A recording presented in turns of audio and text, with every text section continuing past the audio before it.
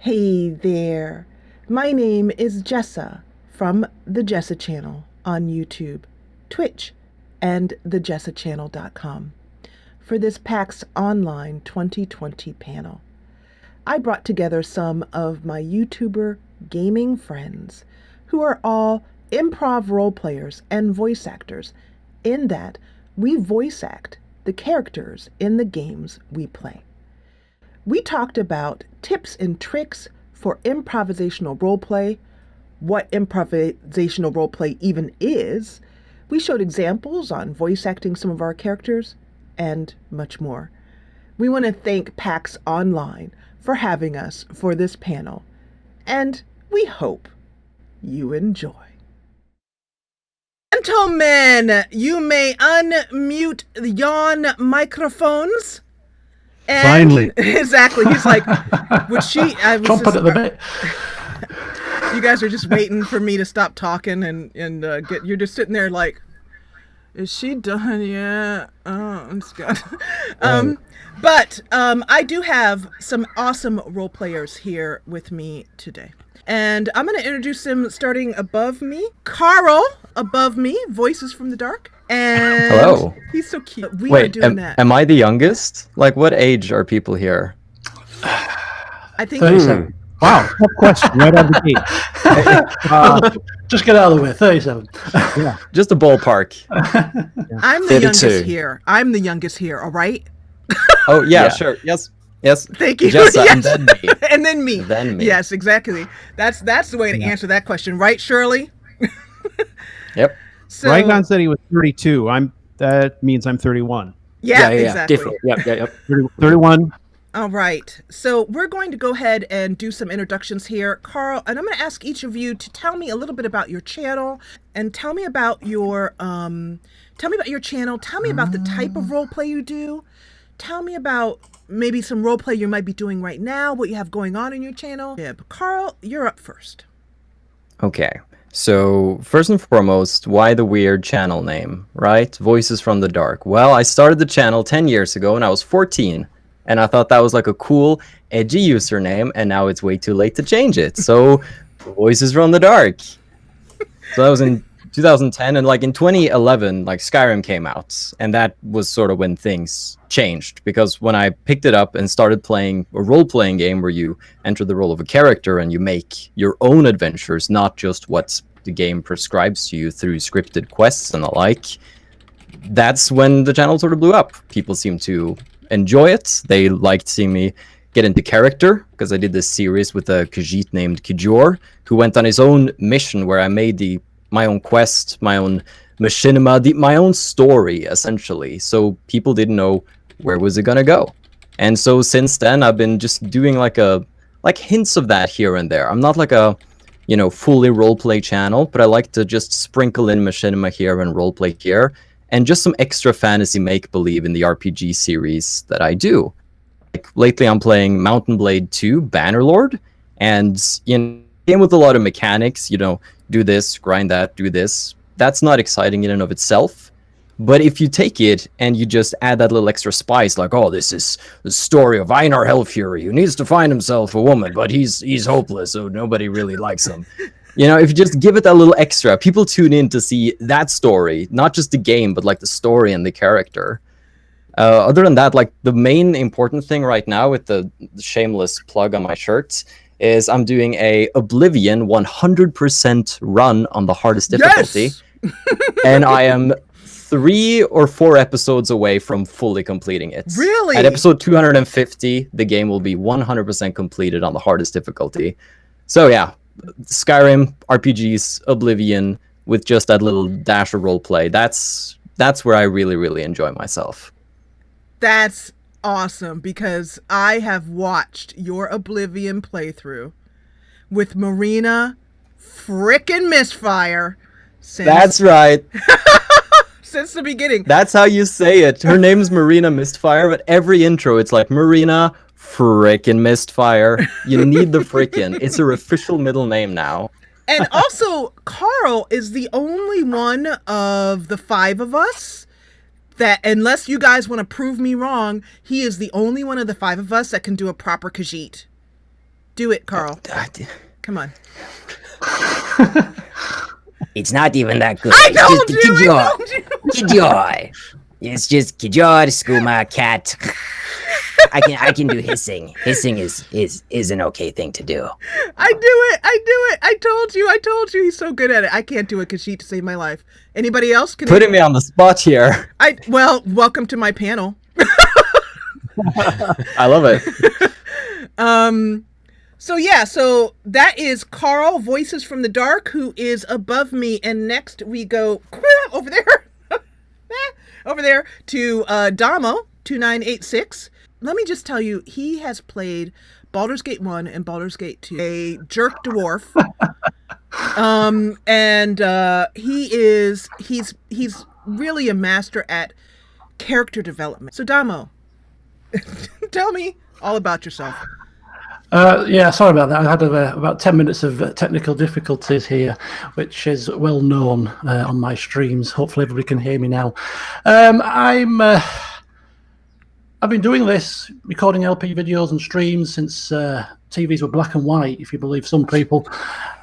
Since 2010, April 2010, so I've been doing it just over 10 and a half years. Never really set out to be a role player. Saw a couple of Sims videos on YouTube back in 2010, and it kind of developed from there, really, due to tabletop.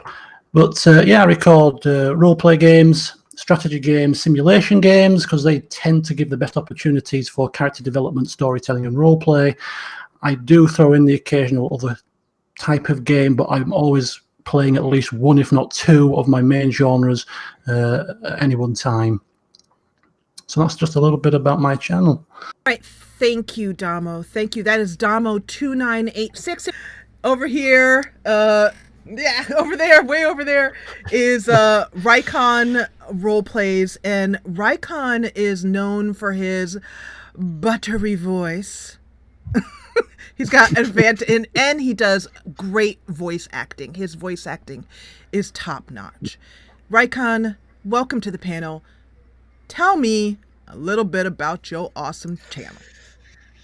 Well, I'm Rycon. I've been doing this for around about 7 years. As of yesterday, I think it was the channel anniversary. Started back in 2013, so I don't know if I want to count the first year as being year 1 or year 0, because it was an incubation period to start with before things got going. But this has all just been a big happy accident, which I'm happy that it's here and that it's an accident. This is my full-time gig. This is what I do with my life now. It's what I decided to push myself into, telling stories on YouTube, using games to do that as well, which I find is just a super fun and interesting and different kind of medium that is super niche, but at the same time, the people who love it really, really love it. And I'm one of those people who loves it as well. So it's really, it's been amazing to see where that kind of roleplay community on YouTube has gone over the years.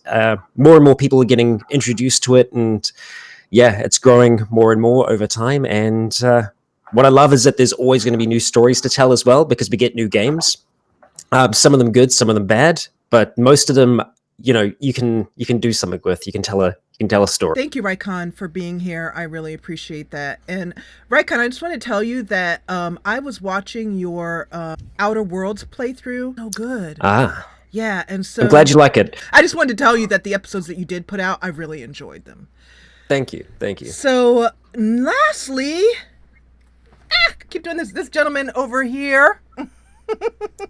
That one over here is Stu Couchware, and Stu I've been watching since his very first episode, but his character design, he's weaving an entire story, and he's doing it with one game, with Skyrim, and he's got this entire opus, this magnum opus of characters. So I'm going to let him talk about that. Stu, you're up. That was a complete accident as well. I started my channel in 2013, a couple months after Jessa launched hers, I guess. Started out on the Xbox, And it was weird. We were talking about this last week with some people in the community. That particular series, Aranis Arcana, that character, something about the way I played that character, I guess, was sort of like lightning in the bottle at the time for some reason, and it kind of took off. But my channel is always been about role play. But you know, I am I am famous or infamous for having said that I would never, ever in a million years do voices, and now it's like all I do. You know, it's bizarre. But it's have been a to weird. rub that in. I got to rub that in because I told him he should do voices years ago. I did, and he said, "Oh, hell no!" And I said, "No, you should do." And he said, "No, no, no, no, no." And now he voices how many characters? Well, I don't know. The series that I'm doing now has, I think, 6 primary characters whose stories overlap. They all have their own origin stories, and then their stories overlap. And then there's a bunch of supporting characters. And so the voices that I have difficulty doing and sustaining for a long period of time, those inevitably become the supporting characters because I don't have to do them constantly. You know, but yeah, that's kind of what it's transformed into. And over time, it went from being, you know, I think videos that were focused on role play mechanics, like how do I build the background and stuff, into voiced characters with pre-recorded, you know, and published videos, to now just being a completely live production where I try to do all the stuff in the moment live, all improvisational. Yep. And that's been just an evolution over the last few years. And that's what we're here to talk about. I have always said that improvisational role play in gaming is the sweet spot between what the player wants, what the character wants, and what the game wants. So, first of all, to each of you guys, let's try to define what we think improvisational roleplay is. And can it be done the same way in video games as it is on a tabletop or live action or cosplay? What do you guys think about that? I think you are restricted a little bit in video games, more so than a tabletop setting, because tabletop, the only rules you have are the rules of the game. There's no rules around the role play. It's kind of the same in video games as well, but you are always working with that game engine, which can sometimes work against you, I suppose. And things are a little bit more linear in video games, even though you've got, you know, a lot of Bethesda games are quite open world, so you've got all these different paths that you can explore. I feel like it is still a little bit more limited than what you could do in a tabletop setting, but it's still, yeah, you still have the chance to let the game influence your decisions as a character rather than you kind of dictating what you want to happen. I agree. And I feel like a really big part of roleplay or improvisational roleplay is just the aspect of play, of being playful. I feel like that's a very core attribute. Essentially, it really helps when you manage to sit down with the game and look at it with like childlike wonder in a way. If you're very open to, you know, how the world could be exciting. Like, for example, you might think you might be down in a cave in a game, like in Oblivion, and you know all the monsters that reside down there.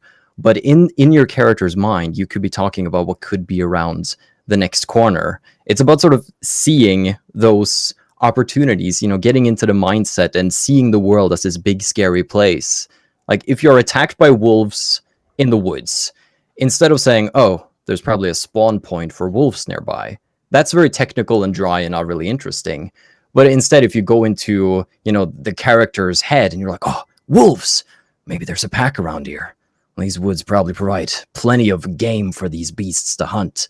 And you start going down that path, you've taken, you know, something very static and mechanical, a wolf attacking you, and sort of weaving it into a story because you're playful, because you have an open mind and you have this childlike wonder. And I think those are really important attributes to keep in mind if you want to do it and have fun with it. I mean, leading on from that, for me, role playing is a way for me to enjoy the game in a different way, because the tendency, I've said this many times on my channel now, I can't play games off camera anymore because I don't role play as much as I do when I'm recording videos now. It's just I tend to pick options that I want to pick. and that usually is the option to try and win, to try and get the best of this and that. And that I find very boring now. So I can't play off camera anymore, really. But when I'm role-playing a character, I'm seeing the game through the character's eyes, and it gives you an opportunity and a window into doing things that you wouldn't do in real life. Exploring options that you wouldn't dream of doing, and looking at the consequences. And I always find that, especially with improvisational role play, is me as a game player, I often liken myself to a spectator at times.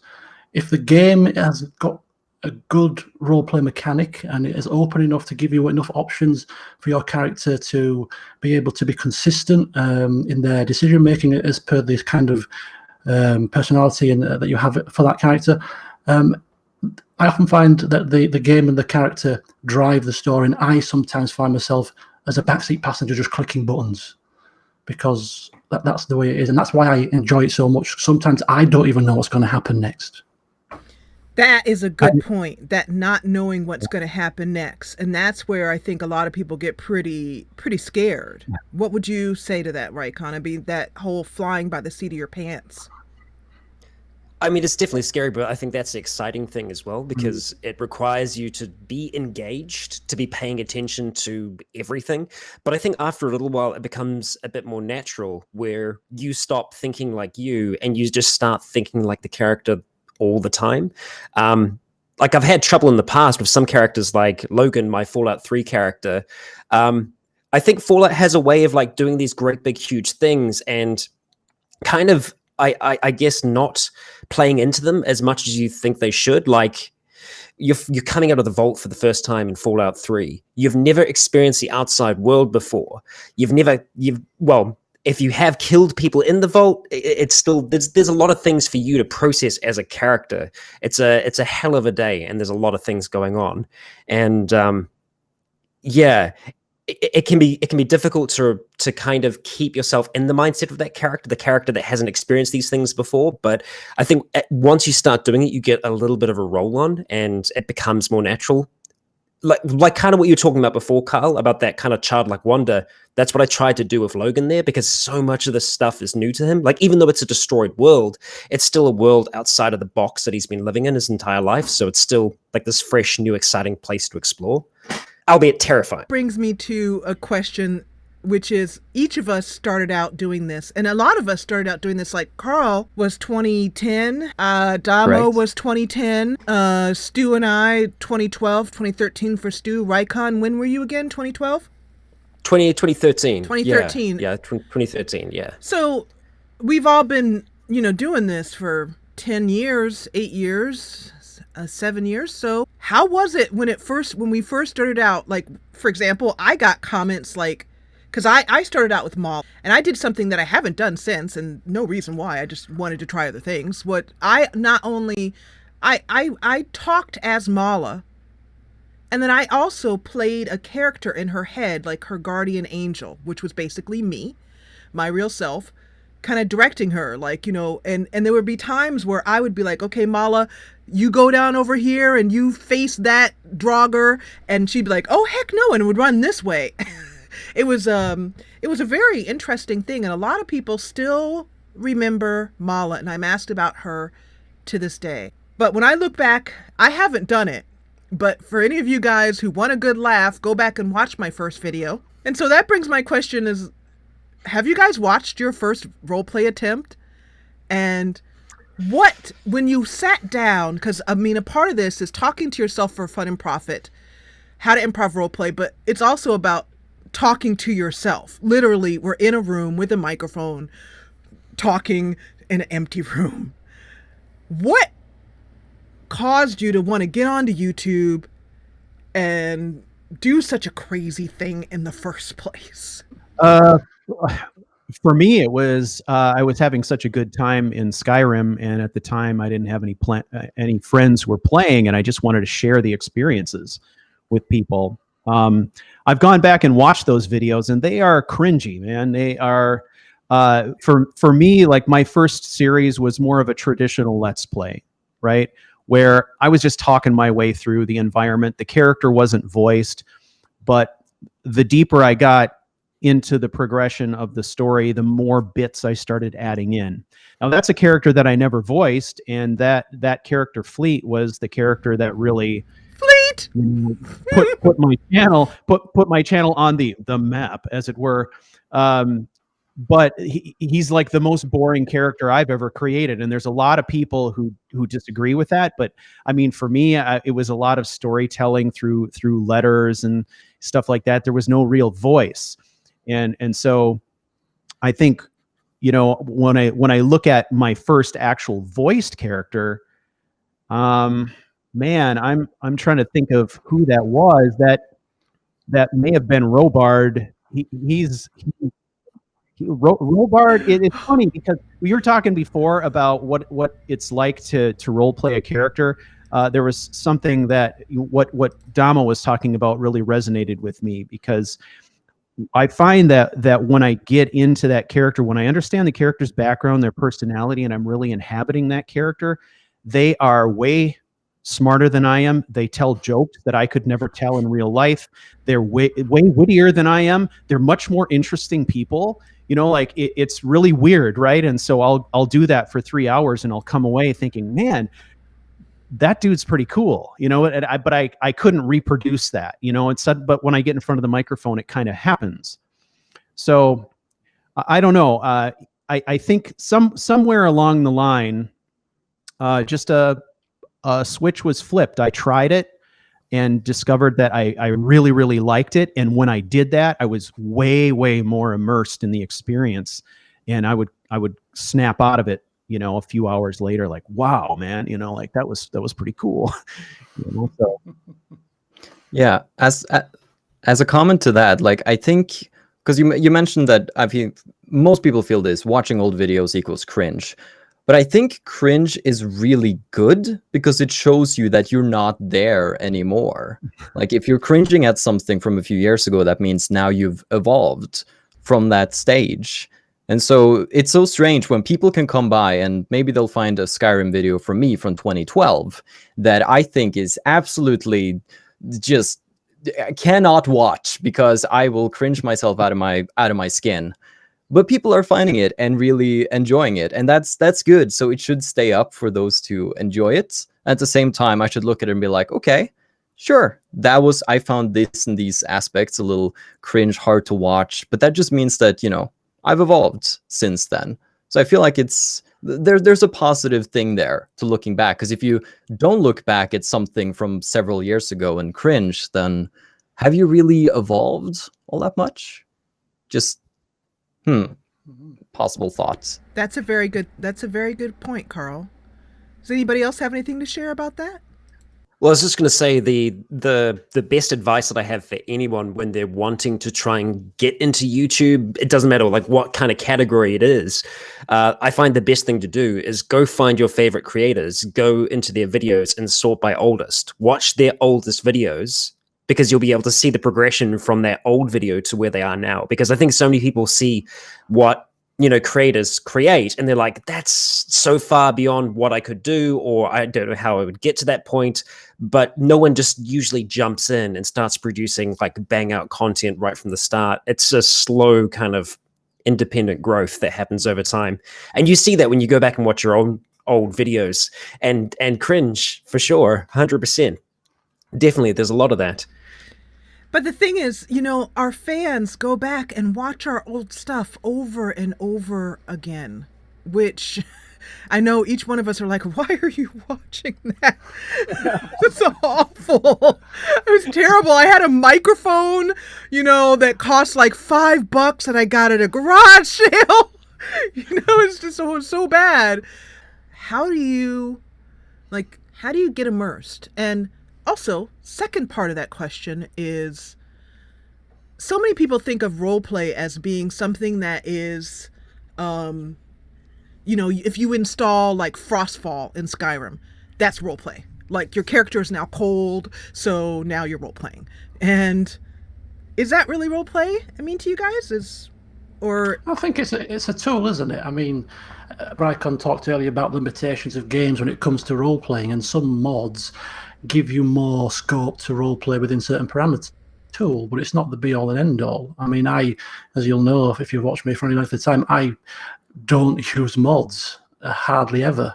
Everything I play is vanilla. My Skyrim LP, which lasted for about 3.5 years, and that was all vanilla Skyrim. And the reason why I managed to roleplay that game for so long and stick with the LP for over 400 parts was because of roleplay, because every time I logged on, I became that character, and that's what kept me going. So, I mean, mods are just a tool, but they are a handy tool if they achieve what you want for your character. I think there's definitely a scale for role playing as well.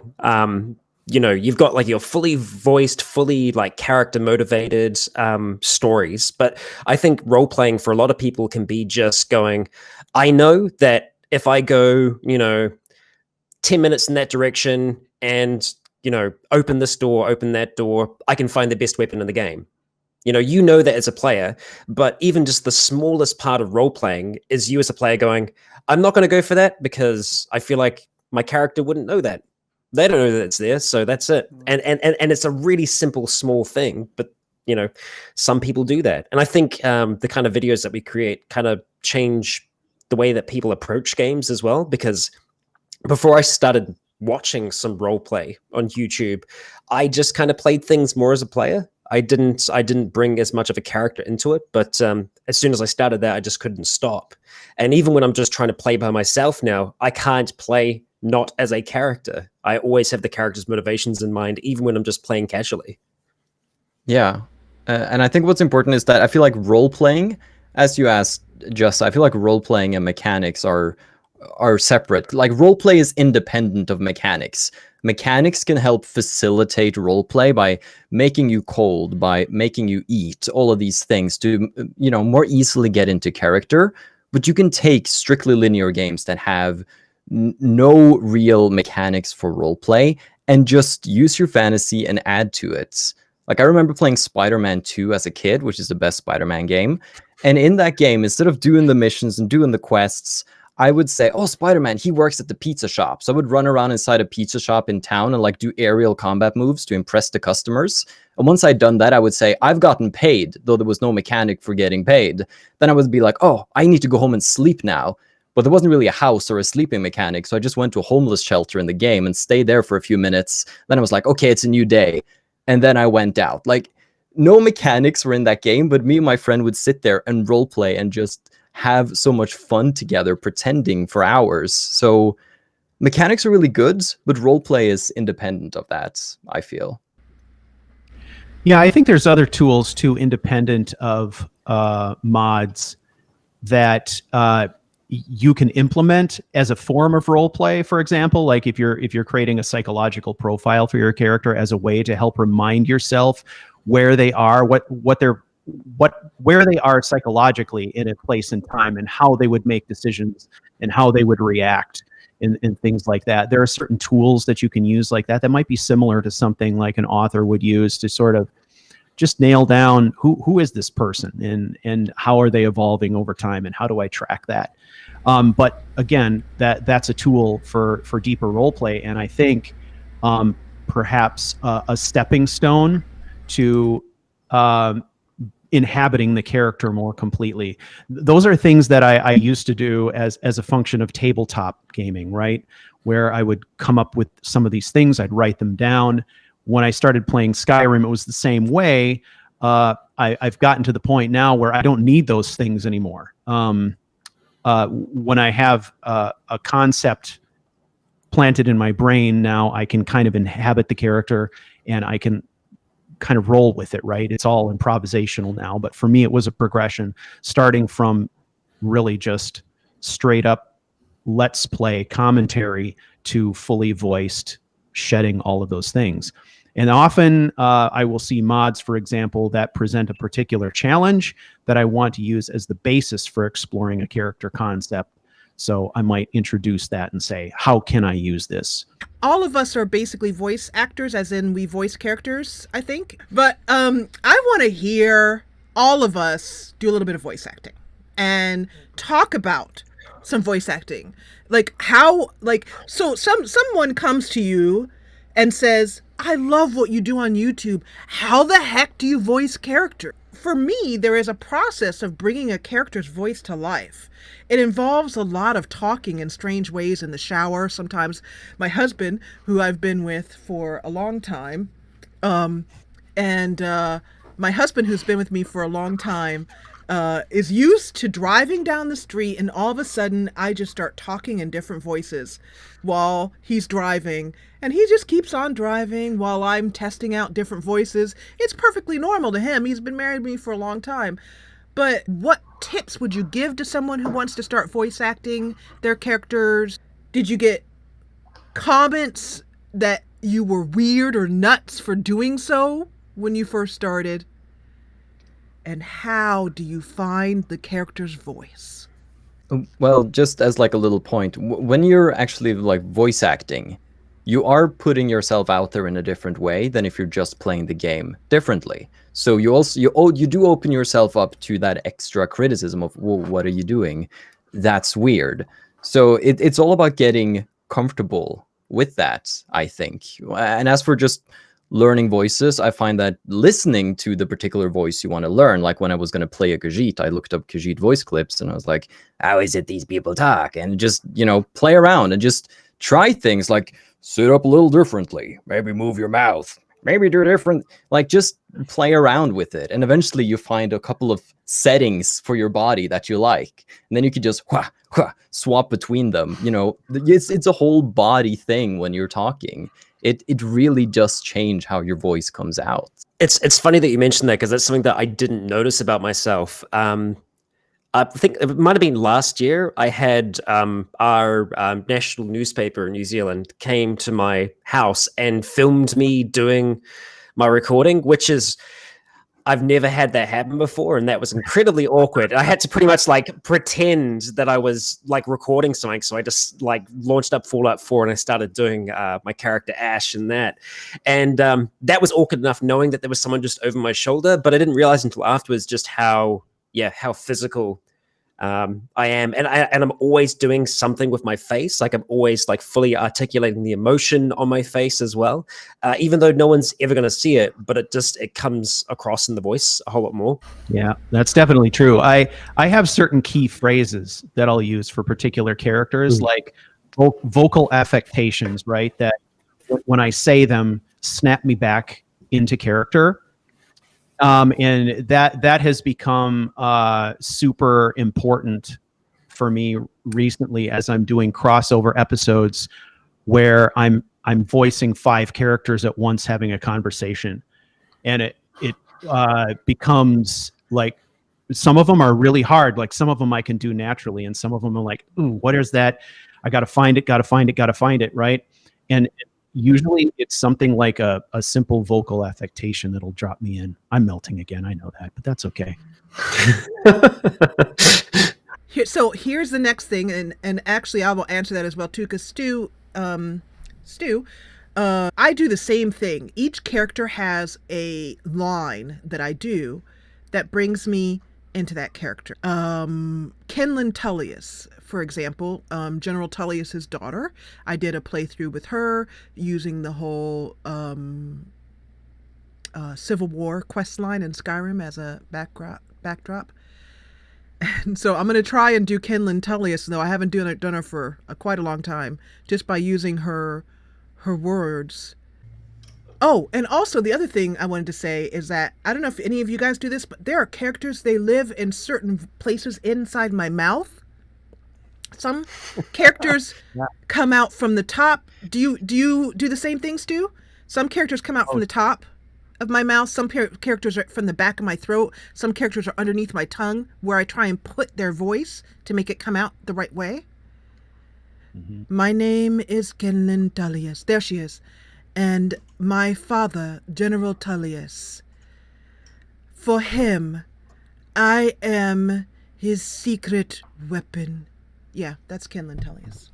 So, and that was one of the most enjoyable playthroughs I did. The whole, for me, the way that playthrough started was just, there is a place in the Civil War questline in Skyrim in which you can switch sides.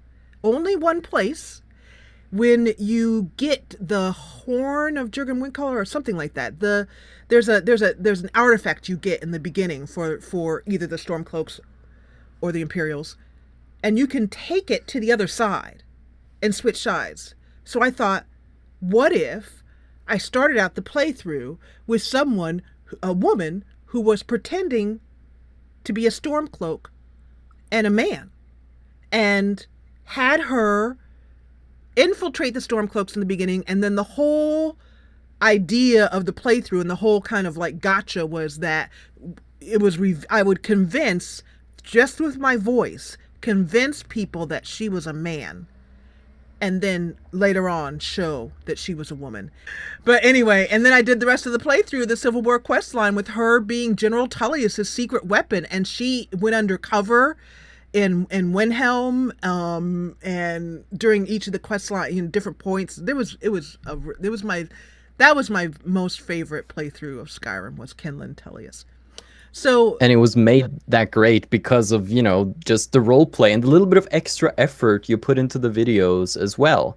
Like, I feel like as a viewer, you notice, especially if you make videos like these yourself and you watch somebody else, the little extra touches that people add, like a special intro, maybe the camera zooms in, the music sets the mood, maybe a voiceover from the character before you begin to play.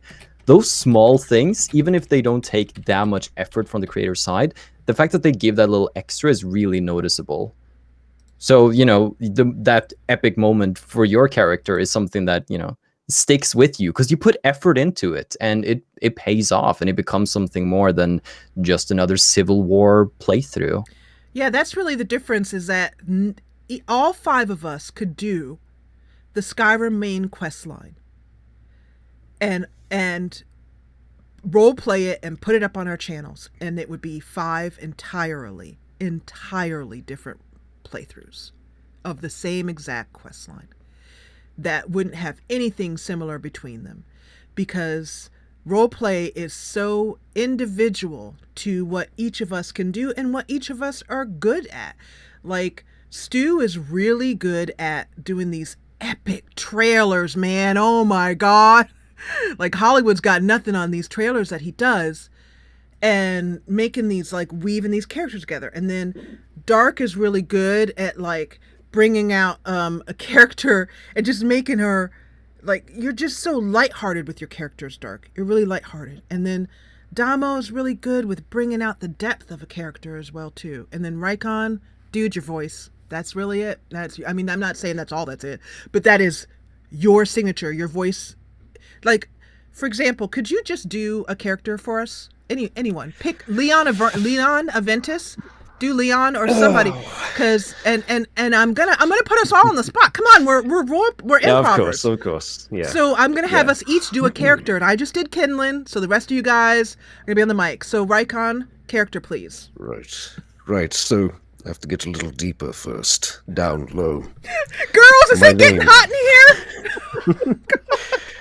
My name is Leon Aventis, and I am a cursed man. It's a lot of gravelly, a lot of deepness, and like physically being lower as well to get lower. But yeah, that's a little Leon sample. All the girls are like, oh God. But seriously though, you're Leon Aventis. I'm gonna put it real honest with you. Leon's a panty dropper. Well, there we go. There we go. So I'm gonna throw somebody else under the bus next. Stu. What? Hey, how you doing? What's up, dude? Yeah. So pick. Of course, I want to hear your personal panty dropper, Robard Graves. Oh God, Robard Graves is so hot. One of the things that is I guess I use the mod. You guys familiar with the slave pack mod with Mr. Whack, the Reekling? Are you guys familiar with him in Skyrim? Yeah. The Reekling companion with a giant backpack, and he's called Mr. Whack. He has become. He doesn't have any. Well, he has voice lines, but they're all unintelligible, and they're part of the mod. Well, he's become sort of a a supporting character, and most of the characters interact with Mr. Whack at some point. Well, his name is Whack Whack, but Marl calls him Mr. Whack. He says, Mr. Whack, exactly what are you doing with that fish? We've talked about it. The fish is not for you. It belongs to the city of Whiterun. You know, and Robard would say, Mr. Whack, you caught yourself a fish. Good job. Right? And Twist would say something to the effect of, Mr. Whack, you're going to eat all that fish. If you're not going to eat it, I'll take it. He does something like that. And Vander would say, hey, nice fish. Got to run. Yeah. You know? So that's an example of how I would try to get them to talk to one another. But yeah, so for me, it's like I'm not good at any particular accent. I pull crap from all over the place and I mash them together into something that resembles something else. So on my Fallout Let's Play, I did my best to do a Boston accent. And I was getting a lot of comments saying, that sounds like there's some New York in there too. And I'm like, okay, perfect. He was born and raised in New York until he was 11. And then he moved to Boston in with his grandmother and spent his teen years there. Done. You know, and then I didn't worry about it after that. What about your English? Your English accent is... It's pretty. I was going to say, Damo, can you give us a? Does it set? Would you Would he be convincing to you? Yeah, it was pretty good, isn't it? Yeah. Okay. An endorsement, I'll take it. Yeah. Take any endorsement I can get. More English than me. So, Damo, you're next. Who do you have? I mean, I didn't start voice acting properly, really, until probably the latest series. I mean, I started doing voices probably in about 2014-15, kind of casually with Baldur's Gate. Because of the game, you voice all the NPCs yourself. And so rather than do it in the same voice, I just tried to have sort of generic voices for a female, for an old person, for a thug, just to mix it up a bit. And that kind of was a little bit of an introduction to it. But ever since then, I've just kind of been, you know, in and out with it. But the latest series that I've got running, my roleplay of Pillars of Eternity 2, because the characters are voiced in the game now, it allows me a bit more time and effort to be able to actually voice my own character from start to finish. So I'm voicing a character called Fedoran, who's a rather eccentric wizard that likes feathers in his hat and fancy clothes. So he's a bit of a flamboyant type. So, greetings, everyone. I am Lord Fedoran, Lord of my own keep, master of my own ship, scion of flame, bester of Consul Hort, and a dragon slayer. Pin your lugholes back, grab a drink, and I shall regale you with these epic tales sometime this evening. I love that. Awesome. That was great. That was great. You know, and the voice, our voices are instruments. They're tools that we can use. And so before we go to the questions here, I am going to ask you guys kind of a fun, just off the wall question. How do you come up with the cool character names? Like, how do you guys do that? Like, do you just, I keep, for example, I'll answer my own question. I keep a Google Keep document. And every time I think of a cool name, or I hear of something or see something, I write it down in that document and then sort of scan through it. But really when I come up with, like, for example, Kenlin, is I happen to have met a person in real life whose name was Kenlin, and I was trying to think of a name for her, and Ken, meaning family, and Len, for me stood like lend, like to lend something to someone, because I knew that Kenlin was General Tullius's family that was going to be lent to the Stormcloaks in order to win the war. So that's where Kenlin came up. So That's very deep. yeah. So I like it. Kenlin Tullius, that was her. How do you guys? Another character that I loved was Baudelaire the Bard, who was from my first Pathfinder Kingmaker playthrough. And I just loved saying Baudelaire the Bard. And that was the first series where I actually sang. And I'm not known for my singing abilities, so that was me pushing the envelope and getting uncomfortable. And I thought, if I put this out here and when I start singing and my views just drop, like you can go through the video and see when the views drop, like in the minute I start singing, the views just go, whoa, then I would know, don't sing, thank you for playing, but don't do that again. Yeah. So that was where I pushed myself, and I'd actually like to do more singing characters, more bard characters, and it was really cool to like have her play in that way. So tell me about your character names. Like, how do you find them, and your favorite character name you've ever come up with? Well, I just need to reference something in chat because I've been called out. So I'm not very creative when it comes to names. So once upon a time, I made a character named Narina for a Dark Souls 3 Let's Play. Then there was Jarina in a Skyrim Let's Play. Then Oblivion came around and it was Marina Let's Play. I've also had Marthar, and then I was like, I need another guy's name. Sarthar. Got it. Perfect. Nailed it. Other than that, it's just, Marina Mistfire, just having some alliteration and making it sound fanciful. Sort of a cool first name and then a last name that has some sort of resonance to it. I mean, without you saying that, I would have just thought that they were all just, references to each other, Yeah, it's the same character, but in like alternate timelines. Exactly. Yeah. Jeez. I think my process has just been mostly what sounds good. There was a while where I realized my first two characters both had L names, and I thought maybe every single character I do is going to have an L name, but I dropped that eventually. Most of the time, I haven't put too much thought into it, really. Surprisingly enough, it's been what feels right for this person, what fits their face, what fits the kind of character, and just running from there, really. Yeah, I don't know if I have a favorite as well. Yeah, not sure. I mean, I'm completely random. It depends what mood I'm in, to be honest. Sometimes I'll purposely pick a really simple name just for the laugh. So, like my Fallout 3 playthrough, my character was just called Bob. Very straightforward name. Some names are created on previous characters. So, for instance, like Horston in my Dragon Age playthrough was named after a famous general in Medieval 2. So I'll name them after previous characters from previous playthroughs. Fedoran likes hats. Fedora hat, stuck an N on it, Fedoran. And I've got anagrams of names of characters as like throwbacks to others. So like Godan in my Baldur's Gate playthrough became Nadog in Pillars of Eternity. So it's completely random, but it's just whatever feels right at the time. Yeah, I would agree with that. My character names are often driven by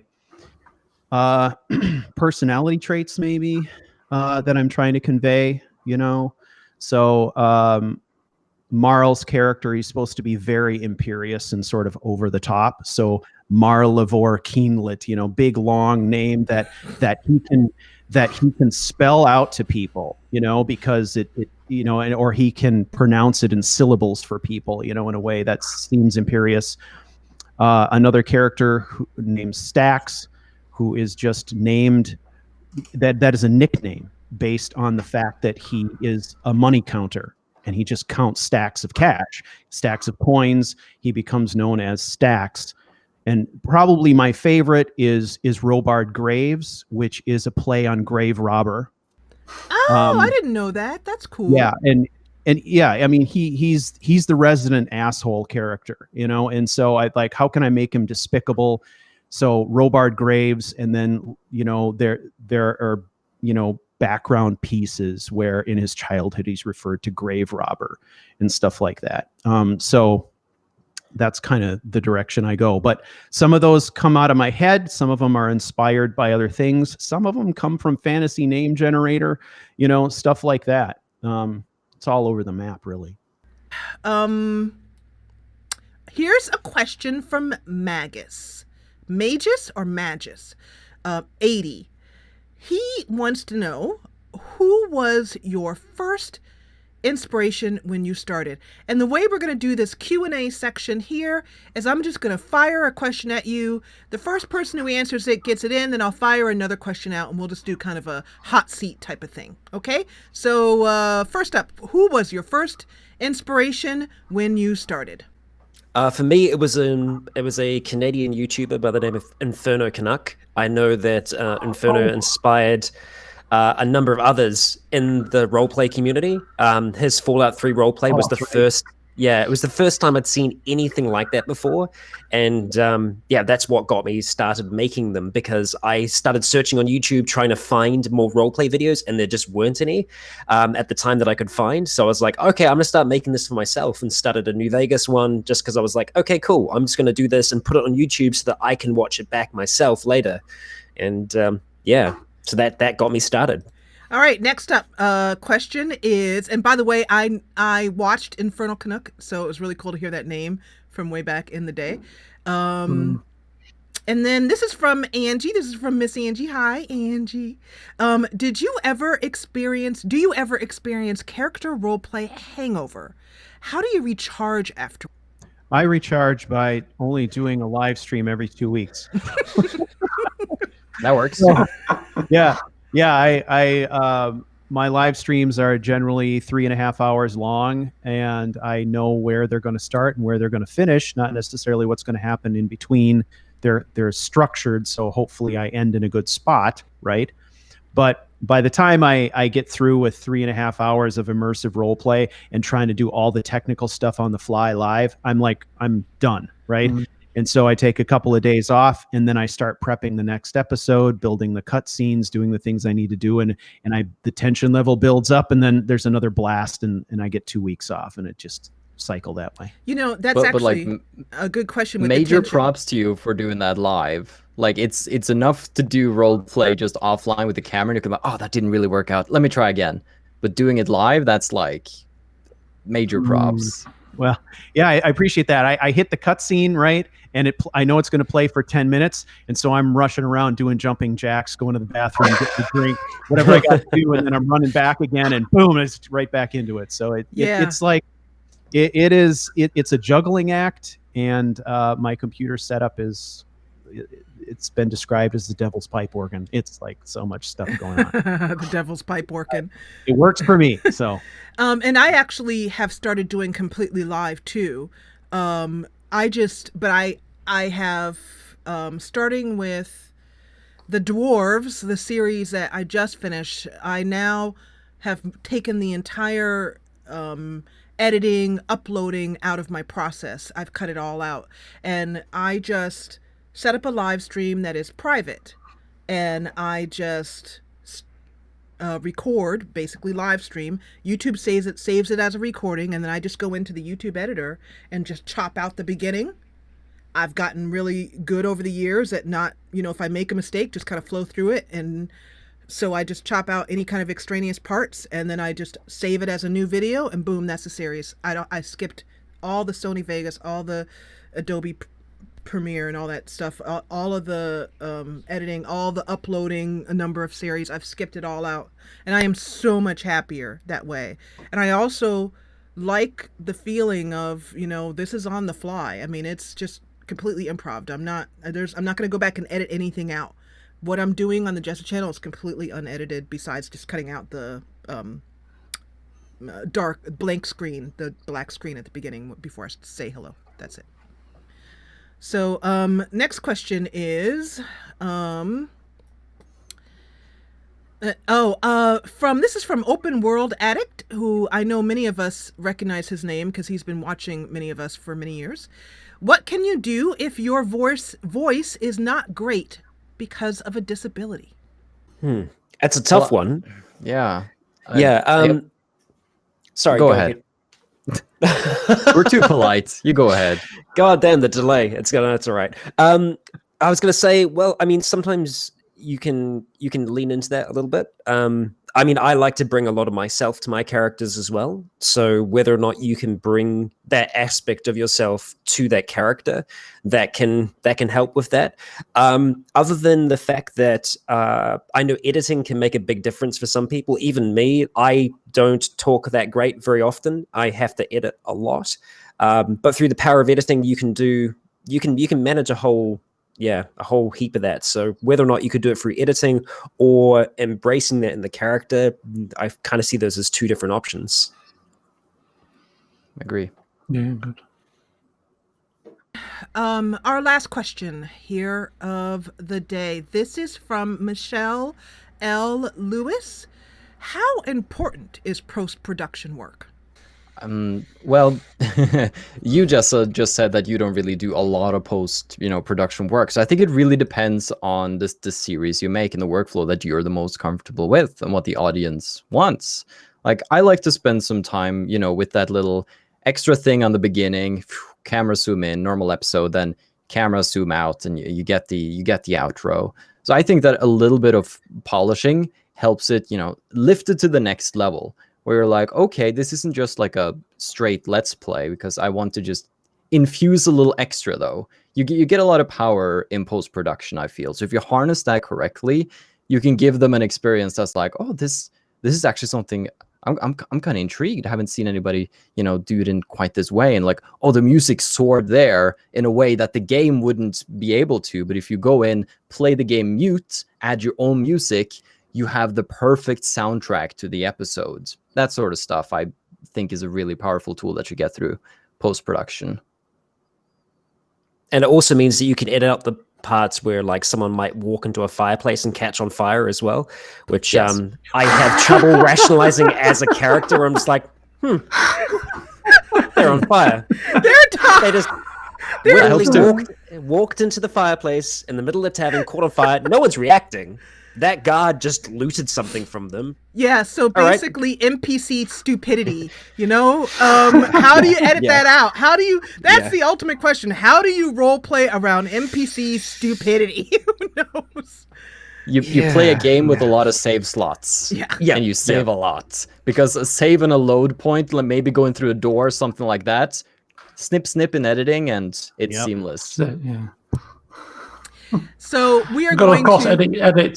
You can edit your mother coming in and calling you for dinner and things like that. Oh, yeah, that happens a lot. Often. She's a star of the show nowadays. She is. I'm like, where's your mom? I've stopped editing that out. Don't edit out your mom. We love your mom. I don't know how many times I've heard your mom be like, Damo, it's time for dinner. So there you have it. I want to say thank you to my friends, Carl, Voices from the Dark, Damo 2986, Rycon Roleplays, and Stu, Couch Warrior TV, all on YouTube. We also want to thank again PAX Online for hosting our panel.